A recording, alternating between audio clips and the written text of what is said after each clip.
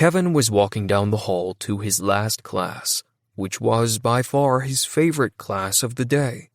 The building was abuzz with normal high school activity. Couples making out, couples breaking up, gossip being spread, popular high school cliques staring down enemy cliques.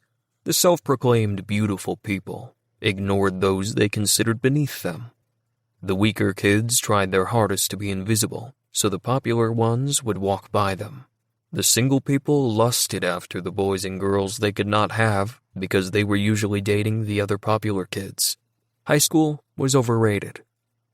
Kevin was dressed in his favorite pair of faded cargo pants and a t-shirt. He liked them because they fit his legs. He would never understand the skinny jeans thing. He had thick thighs and a fat ass, and he couldn't fit comfortably in them. He noticed most men, unless they were slim, could not reasonably fit into skinny jeans, but they wore them anyway. They were everywhere.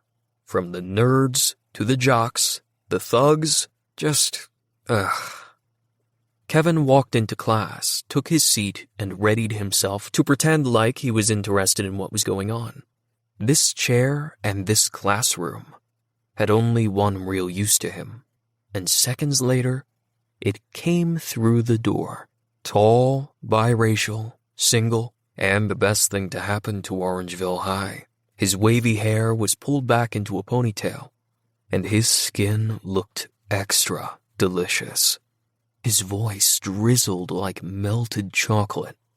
Dario was the only thing worth being in high school for. Dario came in and sat beside Kevin. What were the odds that after 3 years of school, he'd finally be close enough to smell his crush? And he smelled like heaven. Conspiring to have him sit here was the best decision Kevin made in life so far. Kevin was so lost in his overactive, disgustingly dirty thoughts about Dario, he almost didn't respond. Dario. Kevin was waiting to see which game Dario would initiate today. He lived for their banter, and English had the best audience. Can I borrow your work for this class? So Dario was going for cool, dumb jock, trying to schmooze his way into not having to do the work. The irony of this particular game was Dario was the smart one. Kevin, however, was ready to play. Fuck no! If you're going to fail, you can do it without my help. Damn, right to the heart. Dario's fake hurt was more than impressive, and his pout was ridiculously sexy. Seriously, you are the only person who likes me that treats me so rough. I'm starting to think you don't like me. I'm not white enough for you, am I? What? Kevin gave him an incredulous look. This was not the game he had mentally prepared for. Dario leaned back in his chair and didn't glance in Kevin's direction. Kevin took a deep breath.